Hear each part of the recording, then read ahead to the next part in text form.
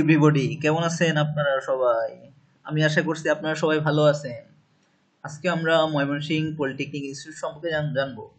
আচ্ছা, ময়মনসিংহ পলিটেকনিক হচ্ছে একটা বিভাগীয় পলিটেকনিক, এবং যেটা হচ্ছে আহ, দক্ষতার সাথে অনেক সুন্দরভাবে পাঠদান করাচ্ছে।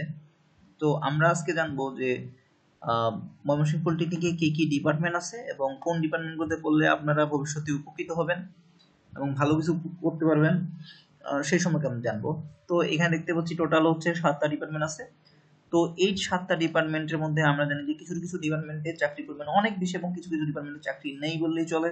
সেই ক্ষেত্রে আমরা যারা সদ্য এসএসসি পাস করছি তারা হয়তো বা জানি না যে কোন ডিপার্টমেন্টগুলোতে পড়লে আমরা ভালো কিছু করতে পারবো এবং কোন ডিপার্টমেন্টগুলোতে পড়লে আমরা ভবিষ্যতে ভালো কিছু হবে না, সেগুলো সব সেইগুলো সম্পর্কে আমরা পূর্ণাঙ্গ কিছু জানতে পারবো। তো যারা আমরা ময়মনসিংহ বিভাগে আছি বা আশেপাশে অন্য জেলাতে আছি, যদি আমরা ময়মনসিংহ পলিটেকনিকে ভর্তি হতে চাই, সেক্ষেত্রে আমরা প্রথম চয়েস হিসেবে রাখবো সিভিল টেকনোলজি। কারণ সিভিল ডিপার্টমেন্টের চাকরি পরিমাণ সরকারি এবং বেসরকারি দুই সেক্টরের চাকরির পরিমাণ অনেক। দ্বিতীয় চয়েস হিসেবে আপনার ইলেকট্রিক্যাল টেকনোলজি রাখবো, তার কারণ এইটাই হচ্ছে আপনার সিভিলের থেকে সরকারি চাকরির পরিমাণ কিছুটা কম, কিন্তু পাওয়ার সেক্টরে অনেক চাকরি পাওয়া যায় এবং প্রাইভেট সেক্টরেও কিছু চাকরি আছে। আচ্ছা, তারপরে তৃতীয় জিবি মেকানিক্যাল টেকনোলজি রাখবো, চতুর্থ জিবি কম্পিউটার সায়েন্স এন্ড টেকনোলজি রাখবো। তার কারণ এই ডিপার্টমেন্টগুলোতে হচ্ছে আপনার আপনি যখন বের হবেন তখন কিন্তু আপনার কিছুটা মান থাকবে, থাকবে এবং চাকরি পাবেন আপনি, আশা করা যায়। কিন্তু আপনি যদি পাওয়ার টেকনোলজি পড়েন সেক্ষেত্রে সরকারি চাকরির পরিমাণ অনেক কম, প্রাইভেট সেক্টরের চাকরির পরিমাণ অনেক কম। ইলেকট্রনিক্স টেকনোলজি যদি পড়েন আপনার সরকারি সেক্টর এবং বেসরকারি দুই সেক্টরের চাকরির পরিমাণ কম। ইলেকট্রোমেডিক্যাল টেকনোলজি হচ্ছে টোটালি চাকরি অনেক কম। তো আমি আশা করব আপনার ইলেকট্রোমেডিক্যাল টেকনোলজিতে চয়েস দিবেন না। তার কারণ হচ্ছে এখানে যদি আপনি হয়তো বা 4 বছর সফলতার সাথে 4 বছর পরে বের হইলেন, কিন্তু আপনারা ভালো কিছু করতে পারবেন না।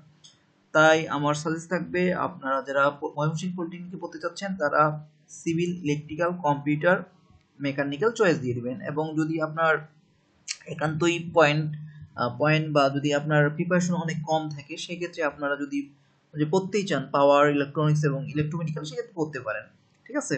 কিন্তু আমার সাজেস্ট থাকবে যে আপনাদের যাদের রেজাল্ট ভালো তারা সিভিল, ইলেকট্রিক্যালে পড়ার চেষ্টা করবেন, আর একটু যাদের কম তারা মেকানিক্যাল, আর একটু যাদের কম তারা কম্পিউটার সায়েন্স টেকনোলজিতে ভর্তি হওয়ার চেষ্টা করবেন, সর্বোচ্চ চেষ্টা করবেন। তারপর আমরা জানি 2025 সাল থেকে কিন্তু চাকরি 2025 সাল থেকে কিন্তু আপনার পরীক্ষার মাধ্যমে ভর্তি হবে। সেক্ষেত্রে আপনার কিন্তু একটা ভালো প্রিপারেশন লাগবে।